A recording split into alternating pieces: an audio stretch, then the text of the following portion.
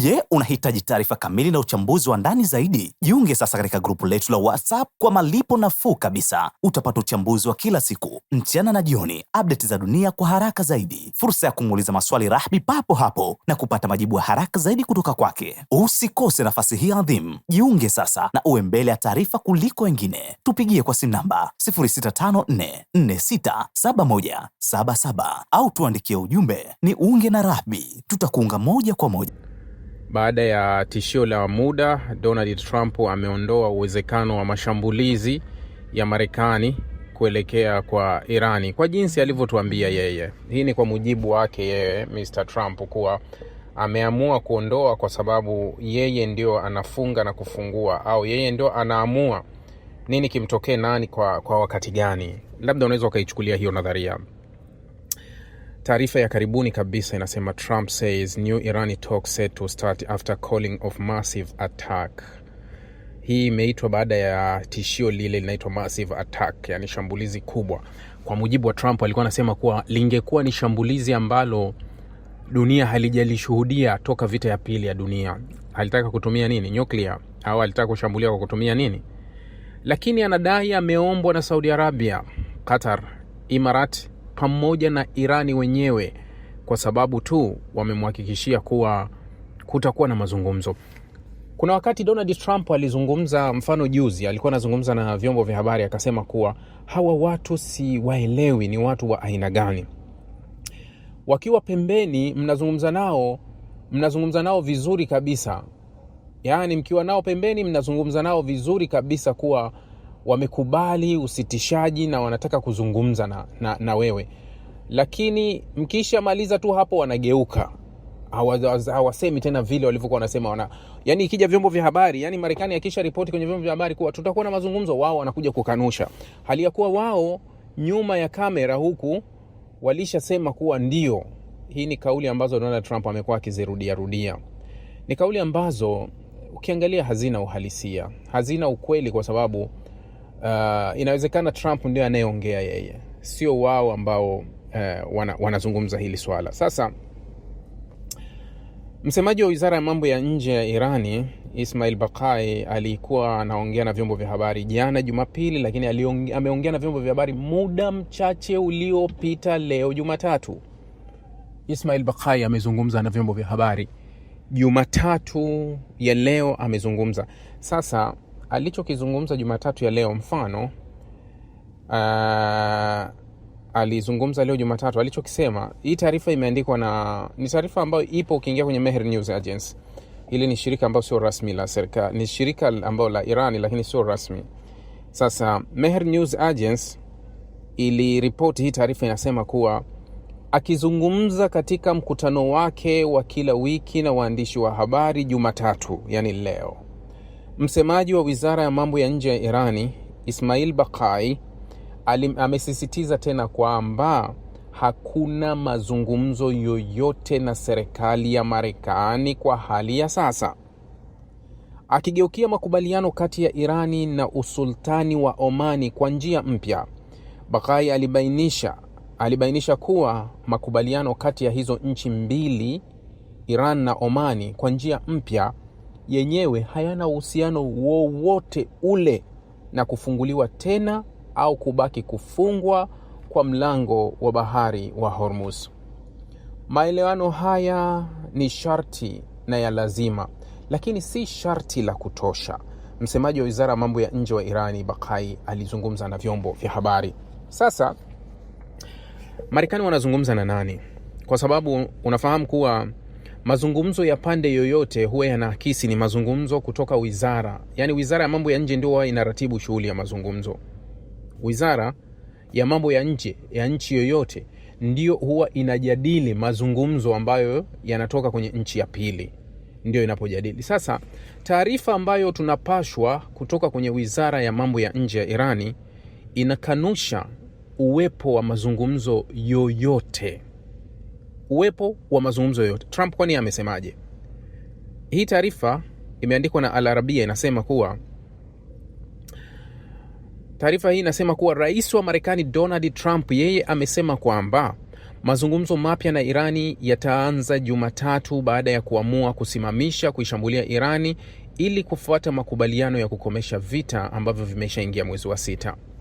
Trump aliwaambia waandishi wa habari Jumapili kwamba mazungumzo hayo yataangazia mlango wa bahari wa Hormuz, njia ya usambazaji wa nishati duniani ambayo imekuwa kikwazo kikubwa katika mzozo huo, na hatimaye yataangazia kuhusu mpango wa nyuklia wa Irani. Washirika wetu walipotuomba kusitisha, lazima tujipange sasa. Sawa, hebu tuone, alisema Trump. Sababu ya kuuliza ni kwamba wanafikiri kuna makubaliano, Trump anasema. Alisema mwanamfalme wa Saudi Arabia Mohammed bin Salmani pia alikuwa amehimiza dhidi ya mashambulizi hayo, akionya kuhusu matokeo yasiyotarajiwa. Yaani Trump anamtaja Mohammed bin Salmani kuwa alimsisitiza kuwa bwana tusiendelee na hayo, inabidi tuzungumze vingine. Lakini onyo lililotolewa na ufalme wa Saudi Arabia mapema wakati wa harakati za haya mashambulizi, walishatoa onyo wakasema kuwa mashambulizi haya yakielekezwa kwa Irani kutakuwa hakuna uwezekano wa kudhibiti. Yaani mashambulizi yanaweza yakatoka nje ya uwezo, anasema out of control. Yaani wanaweza wakaja nje ya uwezo wa kuyadhibiti hayo mashambulizi. Ndio kile ambacho wanachokizungumza. Kwa upande wake, Irani imesema inakaribia kufikia makubaliano na Omani kuhusu njia mpya kupitia mlango wa bahari, ambapo meli za mafuta zimeripotiwa, meli moja ya mafuta imeripotiwa kulipuka karibu na mlango huo Jumapili, ikisisitiza itabaki kuendelea kudhibiti mlango huo wa kimkakati. Niliuliza wiki iliyopita kuwa mlinzi wa meli ambaye alijipa ulinzi kuwa atalipiza kisasi kwa meli yoyote ni kuwa amesahau tena au hayupo. Maanake tunaona toka Marekani afanya mashambulizi yale yanaitwa ya kulipiza kisasi baada ya mashambulizi yaliyoelekezwa Jordan, ni kama amesita tena kushambulia na hashambulii kabisa Irani. Kwa hiyo tumeona baadhi ya meli zikishambuliwa bila kujibiwa. Maanake yeye alituahidi kuwa meli yoyote itakayoguswa yeye atajibu kupitia kuishambulia Irani. Ndio alichokisema. Lakini tunaona kuwa hakuna kinachoendelea. Bei ya mafuta ilishuka Jumatatu wakati ufunguzi wa biashara kwenye masoko ya Asia baada ya Trump kutangaza kuwa kuna mazungumzo mapya. Ni kweli, bei ya mafuta leo imeshuka. Unajua, bei ya mafuta inaakisi tu unazungumza nini, unataka kufanya nini. Taarifa iliyotolewa na Donald Trump haina sana tofauti, kwa sababu ni taarifa kama zile ambazo niliwahi kukuambia kipindi cha nyuma. Trump alikuwa akizungumza hizi taarifa kwa sababu tu alikuwa anataka kubalance masoko duniani yaweje. Ni kweli kuwa Brent imeshuka na mpaka anazungumza na wewe iko 83.9, ambayo unakumbuka wiki moja iliyopita baada ya mashambulizi ya wa Yemen na mashambulizi ya Saudi Arabia pamoja na mashambulizi ya Irani, Brent ilikwenda 100. Leo hii imeporomoka tena, imeshuka mpaka imefika leo muda huu iko 83.84, inacheza hapo 83 na 84. Haya ni matokeo ya kile ambacho huenda kinapangwa. Ndio maana unaweza ukaona hizi bei zinaweza zikapanda na bei zikarudi kwenye njia ya kawaida. Sasa Washington na Teherani zimekuwa vitani tangu Februari 28. Sasa kufuatia kurudi kwa mashambulizi mwezi uliopita, hofu pia iliongezeka kwamba mapigano yanaweza kuongezeka tena. Trump alikuwa ametishia kuishambulia Irani vikali sana, na inasemekana alikuwa akifikiria mashambulizi mapya ikiwa pamoja na dhidi ya miundombinu ya nishati, huku balozi za Marekani kote katika eneo la Mashariki ya Kati zikitakiwa kuwa macho. Trump yeye alijiondoa katika tishio hilo Jumamosi, akisema kuna viwango vikubwa vya makubaliano ambavyo vimeonekana. Trump anasema sasa tunachokifanya ni kuzungumza nao kwa njia ya mazungumzo, na mazungumzo yanaanza kesho alasiri. Hii ilikuwa Jumapili. Trump aliwaambia waandishi wa habari akiwa ndani ya Air Force One Jumapili, bila kutoa maelezo ya ukumbi na washirika na wakati gani na nani itafanyika wapi. Rais wa Marekani pia alisema aliombwa na Irani pamoja na washirika wa Marekani, Saudi Arabia, Falme za Kiarabu, Qatar, kusimamisha mashambulizi hayo ambayo alidai yangekuwa shambulio kubwa zaidi tangu vita ya pili ya dunia imalizike. Haijawahi kutokea hiyo. Vyombo vya habari vya Irani vyenyewe vilikanusha kwamba Teherani ilikuwa imeiomba Marekani isifanye mashambulizi. Hata hivyo, mkataba wa awali wa kusitisha mapigano ambao umejumuisha kufunguliwa tena kwa mlango wa bahari wa Hormuz ulishindwa, na tangu wakati huo Irani imeimarisha udhibiti wake juu ya njia ya maji. Rais wa Marekani alisema mwanzoni mwa mzozo kwamba vita hivyo vilikuwa muhimu ili kukabiliana na mpango wa nyuklia wa Irani. Mataifa ya magharibi yanaishutumu Irani kwa kutafuta bomu, ingawa Teherani inasisitiza kwamba mpango wake ni wa kiraia hadi hivi sasa, kuwa wao hawahusiki na lolote la kutengeneza. Irani imekataa madai kwamba Teherani imetaka mikataba ya kufungua mlango wa Hormuz, ikisisitiza kwamba njia ya maji bado imefungwa na kuonya kuhusu vizuizi vikali dhidi ya vitisho vya Marekani. Wakati anaongea akiwa kwenye Air Force One, Donald Trump alizungumza kauli ambayo ilienda kupingana na kauli zao za nyuma. Ndio maana kuna wakati huwa napenda kuambia kuwa ukiwa muongo usiwe msahaulifu. Yaani ukiwa unapenda kudanganya, basi na kumbukumbu zako ziwe zinafanya kazi vizuri, kwa sababu zinaweza zikaenda mbele zikakuumbua. Shida kubwa ya Donald Trump, yeye uongo ni sehemu ya maisha. Kwa hiyo kuna wakati hajali sana anadanganya nini au uongo wake unahusu nini.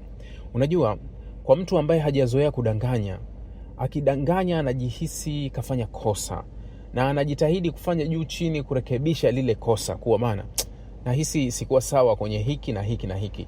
Hii ni tofauti kabisa na bwana Donald Trump. Trump kabla hajarekebisha uongo mmoja anakuongezea uongo wa pili na anarekebisha uongo wa tatu, na yani amekuwa ni mtu ambaye huzungumza na kuzungumza na kuzungumza. Yani uongo ni sehemu ya maisha yake. Inawezekana uongo amefanya kama ni sehemu ya maisha yake ya kila siku. Sasa Teherani imekataa madai ya rais wa Marekani Donald Trump kwamba ilikuwa inataka mkataba wa kukubali kufungua mlango wa Hormuz. Shirika la habari la Fars la Irani liliripoti Jumapili taarifa hiyo. Irani wanasema hakuna makubaliano kuhusu kufunguliwa tena kwa mlango wa Hormuz, yakisisitiza. Kulingana na ripoti ya Fars, iliongeza kuwa pendekezo la Qatar linaloungwa mkono na Marekani la kufungua tena njia ya maji ya kimkakati ni la uongo. Hiyo ni taarifa ya Fars. Maneno ya rais wa Marekani Donald Trump kuhusu vita dhidi ya Irani yamekuwa mzunguko unaotarajiwa na usio na thamani wa vitisho na ushindi unaodaiwa. Haya ni mabadiliko ya ghafla. Yaani kutoka kutangaza ushindi, kutoka kufanya nini, unarudi tena unataka makubaliano. Kuna wakati naweza kuambia kuwa haelewi. Kulingana na Le Monde, rais wa Marekani amekuwa akionya mara kwa mara kuhusu mashambulizi mabaya dhidi ya Irani, huku akishindwa kutimiza.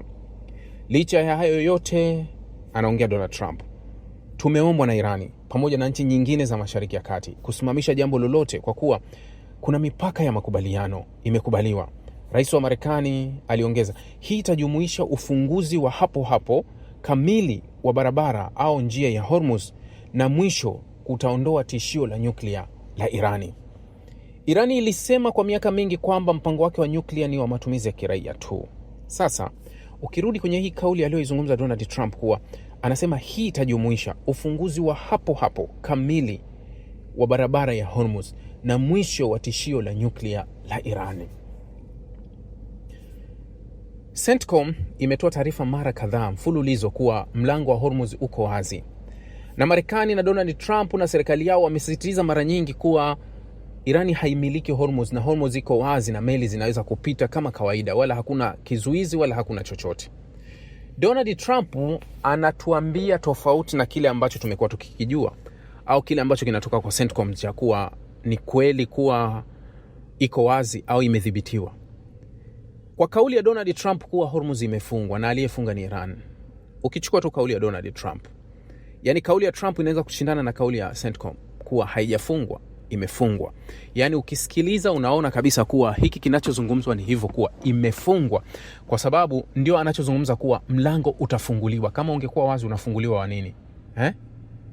Kama ungekuwa wazi unafunguliwa wa nini? Unafunguliwa kwa sababu umefungwa, haupo, yani haufanyi kazi.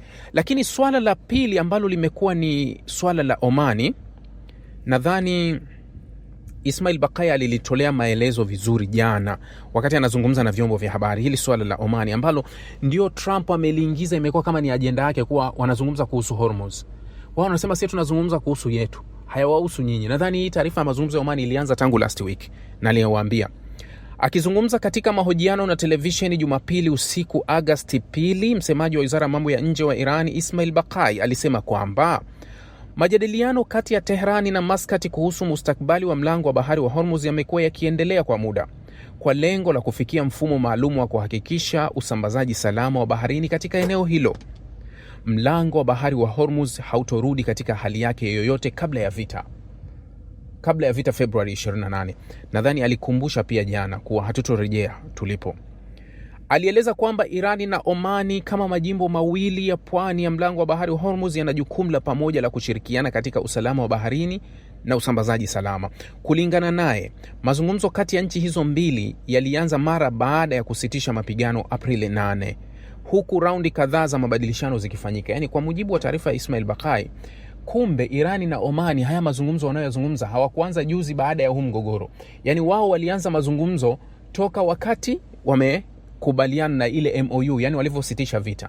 Lakini kumbuka kuwa baada tu ya kusainiwa ile MOU, nilikutajia ziara ya waziri wa mambo ya nje wa Irani Abbas Araghchi akienda Muscat, na wakakubaliana wakaendelea na mazungumzo kuhusu Hormuz. Ismail Baqai aliyebainisha kuwa safari ya kwanza ya kigeni ya waziri wa mambo ya nje wa Irani Abbas Araghchi baada ya vita ilikuwa ni Omani. Ni kweli, ambapo mazungumzo ya sultani wa Omani na waziri wa mambo ya nje wa nchi hiyo yalijumuisha suala la mlango wa Hormuz na kuanzishwa kwa njia salama ya baharini. Mwanadiplomasia huyo wa Irani pia alirejelea vifungu vya makubaliano vya kukomesha vita, akisema kwamba chini ya kifungu chake cha 5, usimamizi wa baadaye wa mlango wa Hormuz unapaswa kufanywa na Irani kwa kushauriana na Omani na kupitia mazungumzo na nchi za kikanda. Hili Irani alijibu alivyoambiwa, leta kwenye meza ya mazungumzo makombora yako, kwa sababu makombora yako ni tishio. Akasema hivi, makombora yangu nitajadiliana na yanaowatisha. Yani wale ambao wanahisi yanawatisha ndio tutajadiliana nayo haya makombora. Hatutojadiliana makombora kuhusu kama yoyote asiokuwa. Yani hao majirani wanaoona kuwa kuna hatari, basi mimi tutajadiliana. Lakini nakumbuka Donald Trump aliitetea Irani, akasema kuwa wanayo haki ya kukana makombora yao kwa sababu nchi zingine zote zinayo. Saudia na nani wote wanamiliki, wanayo kwa kujilinda. Kwa nini Irani akose kabisa kujilinda au aondolewe? Kwa hiyo alilizungumza wakati huo. Wakati wa siku 22 au 23 wa kwanza wa utekelezaji makubaliano hayo, njia ya kaskazini ya mlango wa bahari ilikuwa salama kabisa na meli zilikuwa zikipita ndani yake. Njia ya kaskazini ni ile inayopita Irani. Hata hivyo, kabla ya mwisho wa kipindi cha siku 30 kilichokusudiwa kurejesha usafiri wa baharini katika hali yake ya kabla ya vita, vitendo vya uchokozi dhidi ya Irani kilifanyika. Yani ukiangalia MOU ya vifungu 14 yenyewe ilikuwa imeainisha wazi kabisa kuwa ndani ya siku 30 ambazo kutakuwa na utekelezaji wa usitishaji, Irani itaratibu shughuli nzima ya upitishaji na itaanza kurejesha trafiki yote ya meli taratibu. Ndani ya siku 30 ilipaswa meli zirudi katika kiwango cha kawaida, kati ya meli 55 ambazo zilikuwa kati ya meli 130 mpaka meli 150 ambazo zilikuwa kawaida zikipita kabla ya mzozo. Baqai aliongeza kuwa njia ya baadaye iliyokubaliwa katika mlango wa bahari Hormuz haitokuwa ya sasa ya kaskazini wala njia ya sasa ya kusini, bali njia mpya itakayoamuliwa kupitia makubaliano kati ya Iran na Omani. Hapa hata mimi wameniacha kwenye bracket ambayo nimeshindwa kujua lipi, kwa sababu tunajua kulikuwa kuna njia ya kaskazini ambayo inapita Irani. Ikaanzishwa njia ya kusini ambayo ilichochewa na Marekani ikiwa inapita upande wa Omani. Ndio ikazua mgogoro mkubwa. Lakini anachokisema Baqai kuwa hivi sasa wamekubaliana na Omani, baadaye watakuja kututangazia. Mimi nahisi njia itakuwa katikati ya Irani na Omani.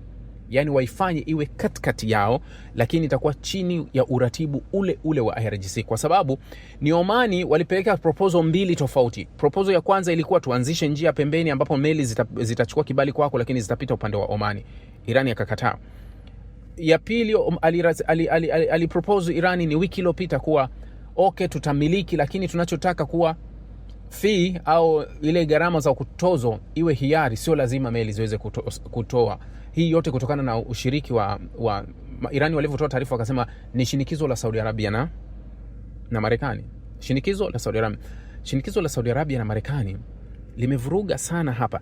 Ukitaka kujua kile ambacho kilitokea Lebanoni wakati waziri mkuu akiwa Saad Hariri, ilikuwa shinikizo kubwa lilitoka kwenye ufalme, ndio wale wamlazimisha ajiuzulu kwanza. Kwa sababu gani? Walikuwa kwenye serikali ya Lebanoni ambayo ndani yake wapo Hizbullah. Bakai anaendelea kusema, alisisitiza kwamba mazungumzo ya Teherani na Muscat ni ya pande mbili na hayamuhusu mtu yoyote watatu. Kwa hiyo Donald Trump anapotuambia kuwa mazungumzo haya yataakisi mfereji wa Hormuz sijui na nini, Iran wanasema haya ni mazungumzo ya sisi warithi. Yani haya ni mazungumzo ya watoto wa marehemu tu. Ndio wanajadili kuhusu mirathi ya mzee wao, sio mwingine watatu. Ndio wanakusudia kuwa mazungumzo haya ni kati ya Omani na Irani tu, hakuna nchi ya tatu. Katika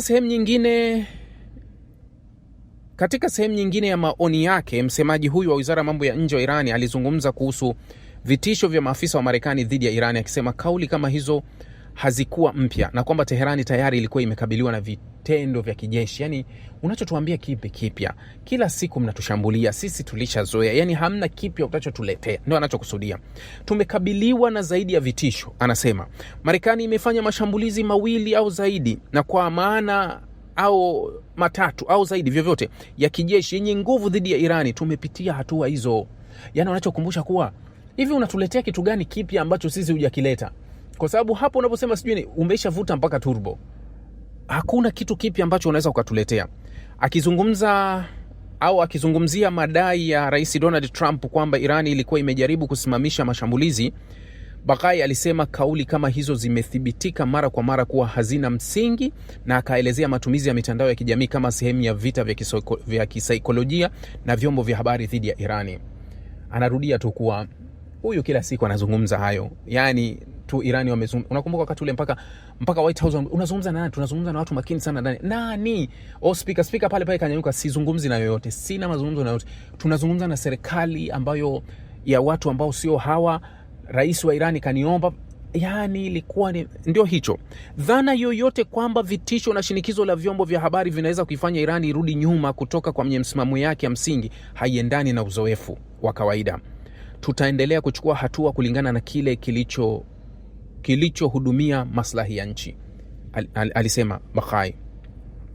Bakai pia alisema kwamba Irani ilikuwa imepokea mawasiliano ya kidiplomasia kutoka Bulgaria, Uingereza na Ukraine ndani ya saa 24 zilizopita. Nakumbuka wiki iliyopita hizi nchi zote ziliingia kwenye mgogoro na Irani baada ya Irani kutishia ataishambulia Ukraine. Akawaambia Bulgaria, nitawashambulia kwa sababu mmesharuhusu ndege za Marekani zifanye kazi kwenu. Lakini akawaambia Uingereza, kama mlivyopoteza makoloni yenu, basi na visiwa vya Diego Garcia mtavipoteza.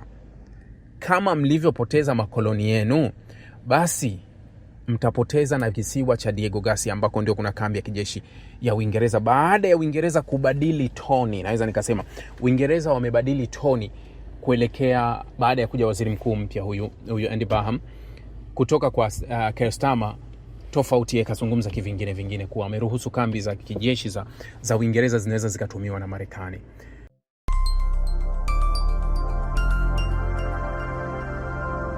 Rahby Digital, haki na ukweli.